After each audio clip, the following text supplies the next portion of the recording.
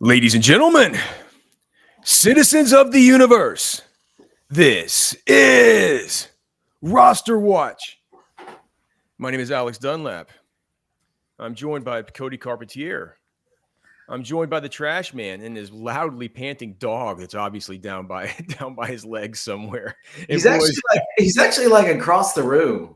That dog, man. You need to get him some.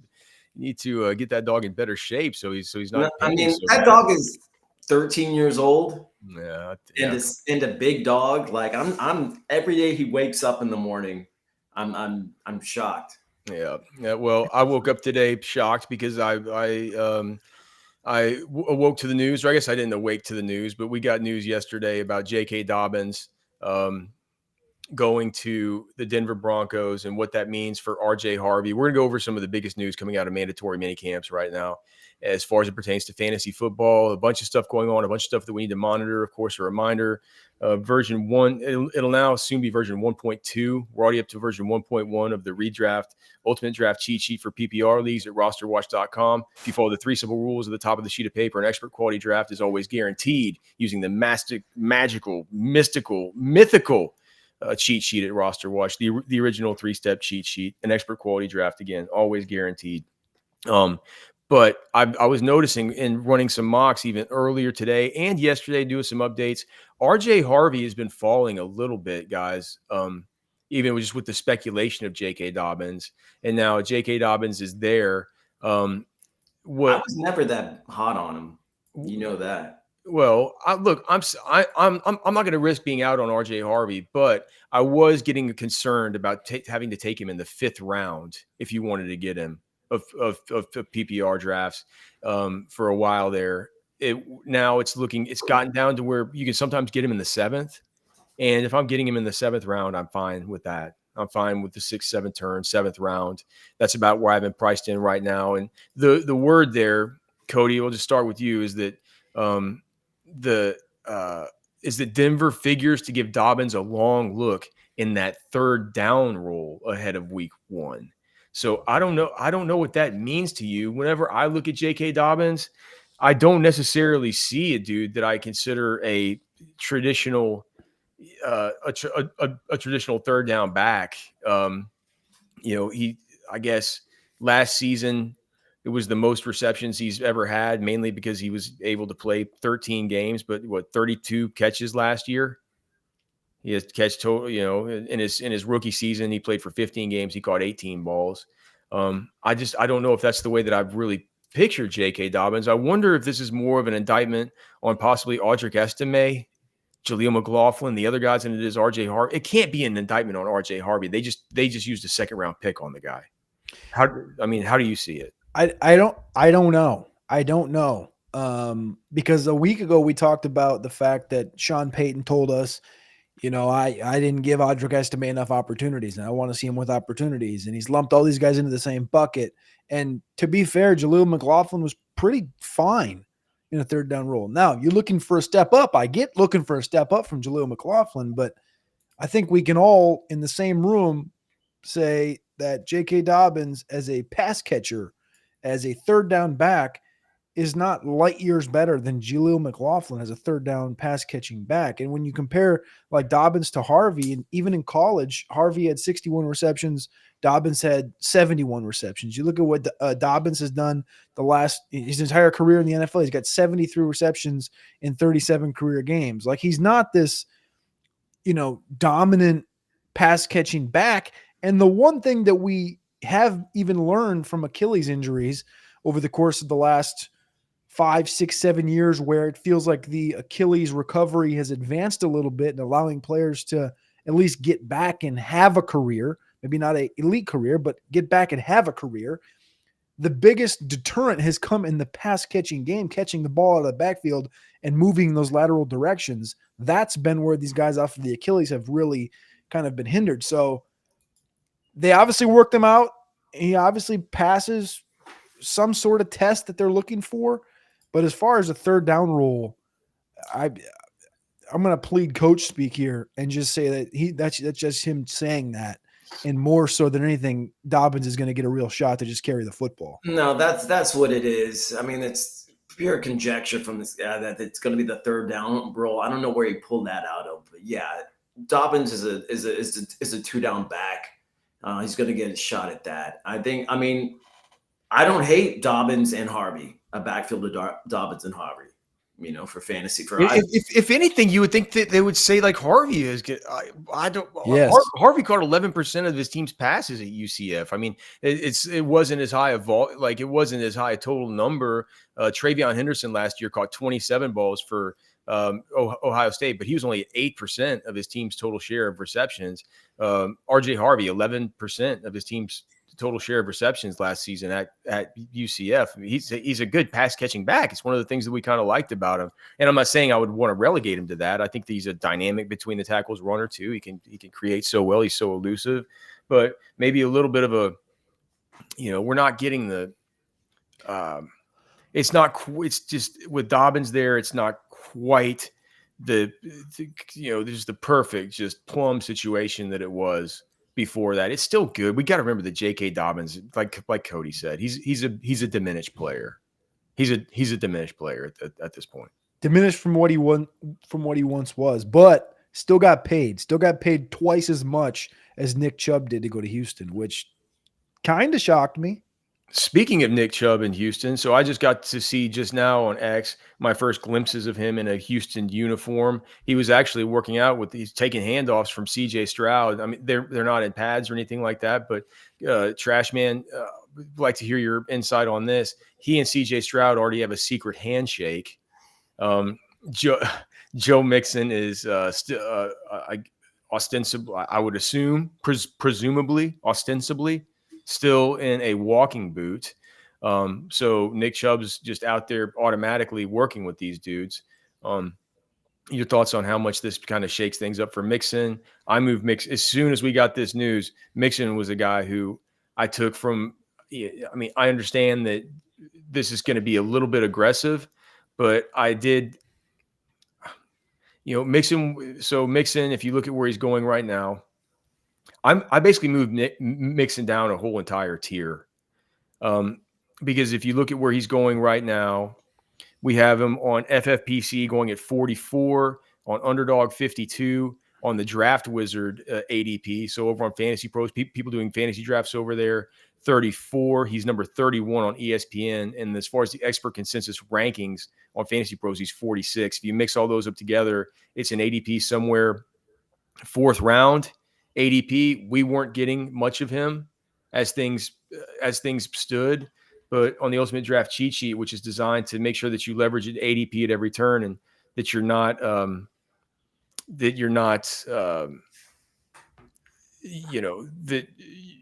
drafting positions and spots wherever ADP leverage exists at other cross positional spots. I think that Joe Mixon now belongs I think he belongs with David Montgomery and stuff. Travion Henderson in PPR. This type of player. Cody, your thoughts? I don't really know what to make of it. So the coup quotes I heard from Nick Chubb was him talking about, with this injury, it takes about 2 years to really get back. So I'm over the hump. He was questioning why Houston brought him in. Then he says, I came here and I saw a bunch of guys who like to work, not talk, and realize I'm a perfect fit. And I heard Sony Michel talk about Nick Chubb, and where Sony said he'd talked to Chubb. Where did you hear Sony Michel opining on such things? You know what radio station I listen to in the mornings. And anyway, he was saying he was with Nick last week, and that Chubb was in the best shape he's been in since he was early in his career, and that he was fully back. And then he's like, he looks good he looks good just running without pads on. He says he always is working out, but he always just likes to go back to his hometown and just lift weights. And he rarely ever posts, but when he does post, it's obviously these big squats that everybody sees. But I don't really know. I think this is going to be. Is it getting to the point where it's like a late career Adrian Peterson? That's what I wonder. I wonder at what point, because that's kind of the career arc I see in a Chubb, right? Chubb was he hasn't healed up like AP. AP would get hurt and heal up in like 6 months. That's not what I'm talking about. That's not what I'm talking about. I'm not talking about early career, mid career Adrian Peterson. I'm talking about the fact that Adrian was a god for like 6, 7, 8 years. And then when he started to go to Washington and Detroit and all these other places, you started to see Adrian Peterson be really lumbering because the fatigue of his body started to catch up with him. And I'm saying that could potentially be something that hits Chubb earlier because they're different human beings, and one of them's an alien and one of them's, a little bit of an alien. That's what I'm saying. That's what I'm wondering of what Chubb looks like. Because when I see this video, like, yeah, Chubb looks like he's moving good, but what I look for is like that lateral movement and the burst. And behind a really not good offensive line that we're going to get through offensive line rankings here next month. And I don't think Houston's going to be in the top half. I think they're going to be more so towards the bottom 6, bottom 7. And for a back that, at 29 years old and only $2.5 million, I'm not putting much stock into this Nick Chubb thing. I don't, it's Mixon insurance. They might, yeah, it's insurance, but even that, it's like, I don't really know. I don't know how good of an insurance it might be. Is it the general? It might be the general. Like it's not that good of insurance, right? And I'm not going to let it hurt me on Mixon and make me kind of regress. I tried to fade Mixon a year ago, and he showed us that he had juice left. He showed us that he had lateral abilities. I'm worried about Mixon as it is. No, I'm not. That was a year ago. He showed us when he went to Houston that Cincinnati was wrong for letting him walk, and that he could still play football. And so Cincinnati wasn't necessarily wrong for letting him walk from a team building perspective. Correct. But from a football perspective was what I'm saying. Like when they let him, like when Minnesota let Delvin Cook walk, same draft class, I was like, all right, Minnesota's telling me that Delvin's toast. They were right. When Joe Mixon walked, I was like, all right, they're telling us Joe Mixon's toast. They don't want him anymore. But in reality, like you said, it was more of the money thing because they saw Chase, Burrow, Hendrickson's contracts coming about, and those are more important to your roster than it is to have a Mixon. And Mixon showed us when he got to Houston, he has the juice left. I think he still got juice. This is just, like Tressman said, this is insurance. This is like bad insurance that it is what it is. He'll be a guy, Chubb is, that if Mixon goes down in the middle of a game, Chubb's going to be able to go in there and take 10 carries in the second half. But for fantasy football purposes, I'm out. Hands off. I don't want no part of Chubb. And I'm not going to let it deter me from drafting Joe Mixon with this little bit of value that we're going to get. Well, so where do you want to take Mixon? Your question was ahead or behind of Montgomery? Yeah, let's just, how about a head or behind of, like, does he belong in the same tiers like James Conner and Chuba Hubbard? I would take Mixon ahead of Conner. Really? Probably ahead of Hubbard. Well, then you're going to, if you're going to take him ahead of those guys, you're going to get a lot of Joe Mixon. I mean, Joe Mixon outperformed both of those guys in fantasy last season. Cody, when I was doing cheat sheet sims and sending them to you, I was getting like these 95s and stuff. You're like, I'm not sure how much I like you getting Mixon in that one. I thought that you weren't that into it. I think I just talked myself into it. Mixon was a Chubb thing. The Chubb thing has gotten me like the opposite direction. Mixon was a top 10 runner and average fantasy points per game last season. Yeah, I mean, if you look at some of the advanced stats, like yards created and some of this, like it's some of the advanced. He's at the bottom of your run stuff number, isn't he? Yeah, he's not very good. He wasn't, and that's not my run stuff number, but I do love that. But that's what I meant. Yeah, that's from fantasypoints.com. I mean, this is from a lower tier offensive line too. But yes. So how much of that are you factoring in? I'm factoring it. I'm factoring that in a lot with Mixon. I'm worried about him.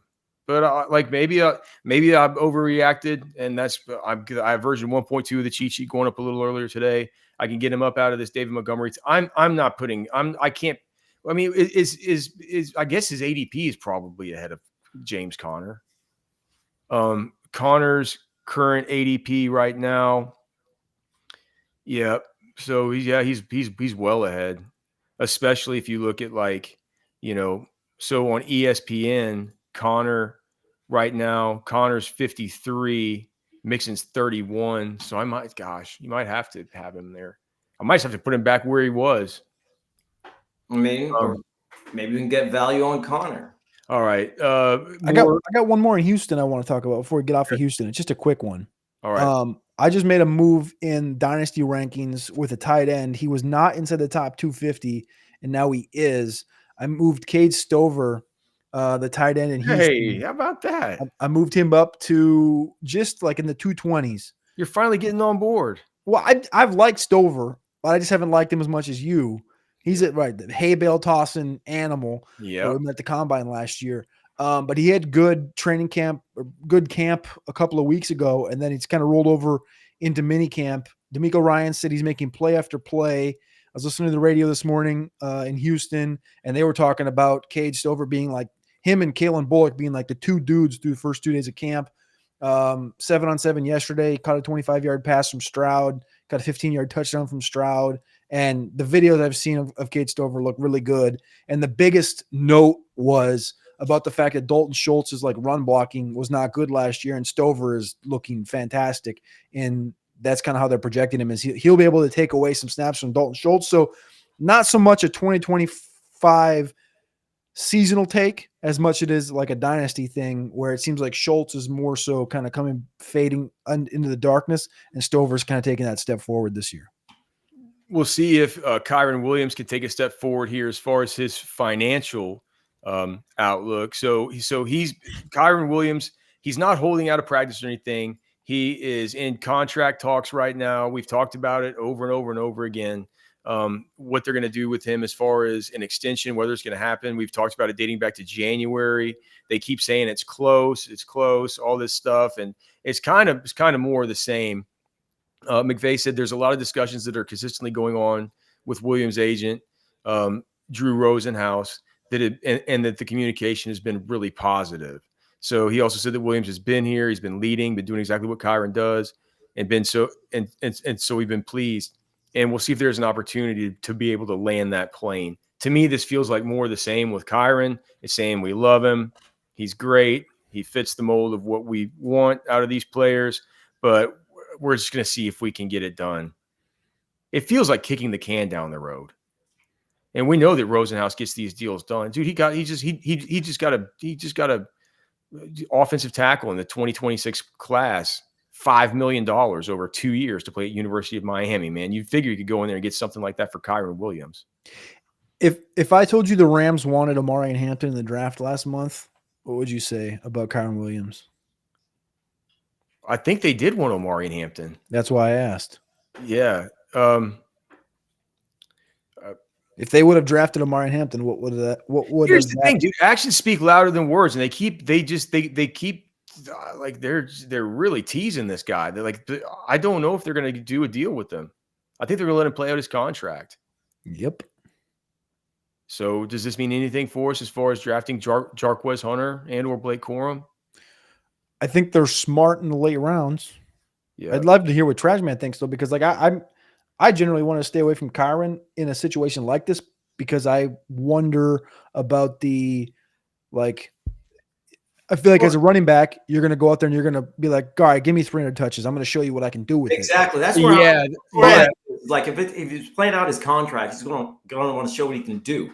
And Trashman, what about the idea of, it's like, we have Corum, we have Jarquez. We're only going to have Kyron for this one more year. We've seen that he can do volume. Like, yeah, let's see if he can go out and have a prove it season. If it's a good prove it season for him, it's a good prove it season for us, and then we can move on. Yeah, look, I mean, it makes sense for teams to look for good rookie runners because they're cheap. You know, it always makes sense to do that, regardless of who your current running back is. So, I mean, I think it's really, when you start looking for guys in free agency, that is really telling about how you feel about the guy you have,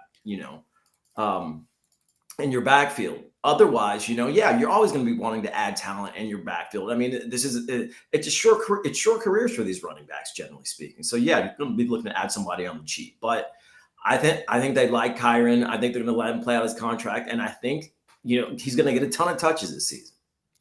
There were a bunch of reporters, rightfully so, around Steelers camp today. DK Metcalf was up there talking all the questions about Aaron Rodgers. We get to see Aaron Rodgers running out there for the first time in Pittsburgh, taking questions from the media. Game manager Aaron Rodgers. Steelers wide receiver coach Zach Azzani emphatically declared that Calvin Austin III is the Steelers wide receiver 2 after practice today. in an Aaron Rodgers offense, does this move the needle a little bit as far as just late round guys? We always liked Calvin Austin. We always liked Calvin Austin III, but we also love Roman Wilson, and I really think that that's a guy just Mr. Dependable. I would think that Aaron, the whole Aaron Rodgers thing piques my interest with all these guys. Say what you will about him, but he was able to feed Devontae Adams last year. He's we're talking about a major quarterback upgrade any way you look at it here, even if you think that he's diminished and you think he's weird or whatever, right? It's still some form of Aaron Rodgers. Do we need to consider this? Well, Calvin Austin, so 63% of his snaps were out of the slot in 2024. Oh, I mean, I like him as a slot receiver. I don't care who's playing opposite DK Metcalf because I don't think it's really going to matter for fantasy purposes. I do like Calvin Austin as a slot receiver for Aaron Rodgers. Harkens back to back in the Green Bay days. So if you're taking a 14th round wide receiver or something like this, and I don't know if this is how the underdog ADPs are or whatever, but as I'm doing the draft wizard stuff and as I'm trying to go through and run these simulations to test the cheat sheet, you can get guys in the final round, guys like Jaden Higgins or Rashad Bateman or just, kind of those types of dudes, back of the roster fodder. Generally, we wouldn't want to be taking these guys at the very end. That's where optimally you'd want to take your Jarquez Hunter types or your, we didn't even mention about with the Joe Mixon stuff and with the J.K. Dobbins stuff with R.J. Harvey.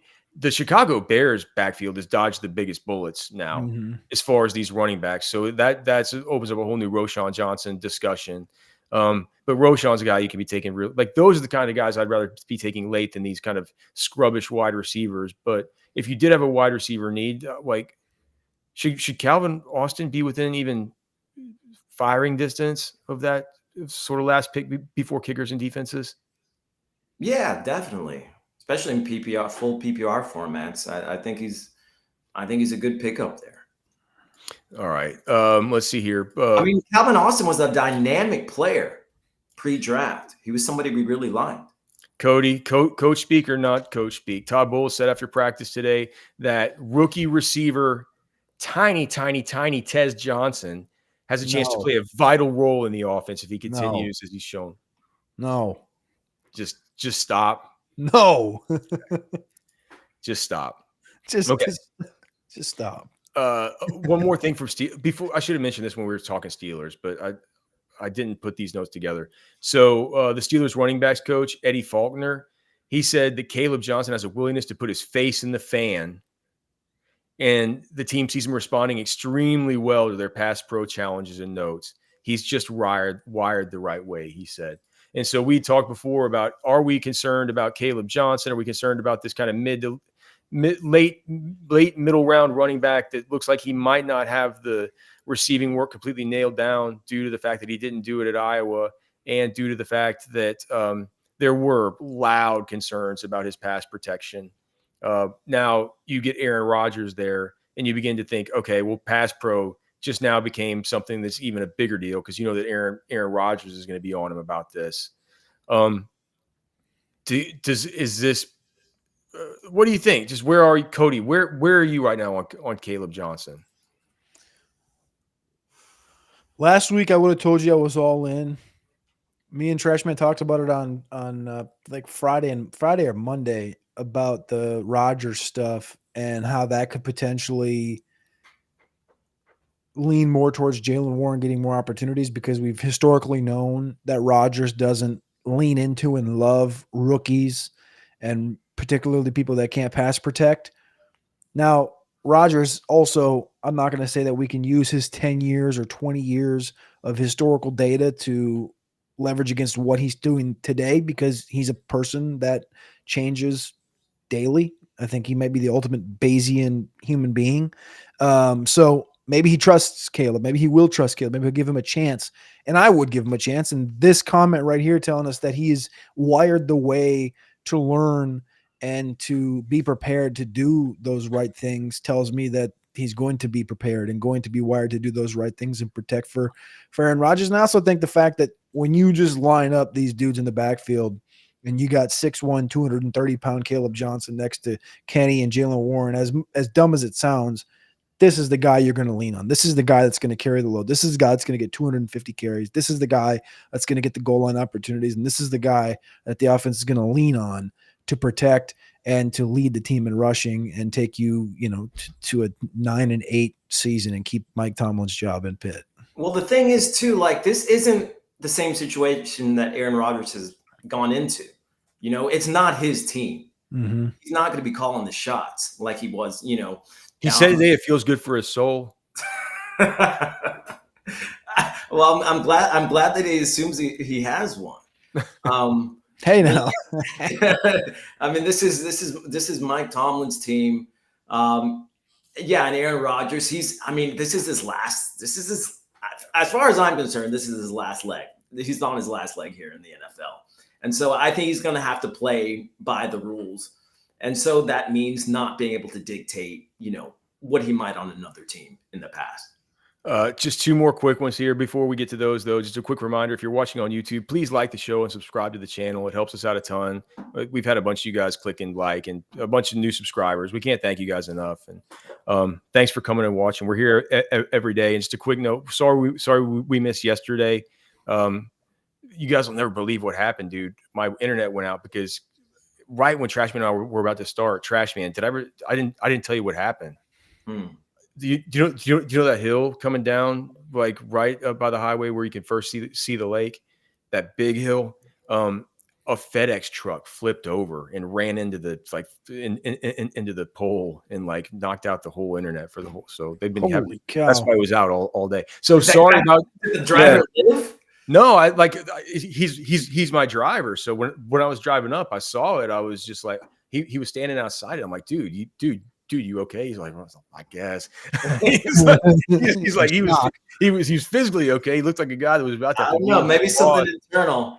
Yeah, we'll see. But anyway, so sorry about missing the show yesterday. And then also, if you're listening on the podcast feed, if you can, like on Spotify or Apple Podcasts, if you can give the show a rating and a review, that would be very helpful. Okay, next, Coach Speak or not Coach Speak from Shane Steichen. Tyler Warren, rookie tight end, has been phenomenal so far. Why would we assume it was Coach Speak? I mean, this is a guy we're assuming was going to be a stud in the NFL, and so we're getting some confirmation that he has shown to be a stud so far. This is not really news to me, but it makes sense. It tracks. Cody. Same thing. Like it's to a certain extent in these OTAs, it's like, yes, we expect him to, we'd be shocked if it was the inverse. We'd be shocked if it was like Tyler Warren trips over shoelace. He's got to step up. Tyler Warren drops 6 footballs in a row. It's like this quote from, Raheem Morris in Atlanta. It's like Bijan Robinson made a cut in walkthrough today and we all lost our minds. Let's go home. Like, to a certain extent, it's OTAs. Like the dudes with expectation should just be the dudes that fulfill the expectation and don't really need to be discussed. But it is Indianapolis, and they're an offense that it's a lot of talent, and not all of it has come to fruition year over year. So glad to hear Tyler Warren can tie his shoes and run routes.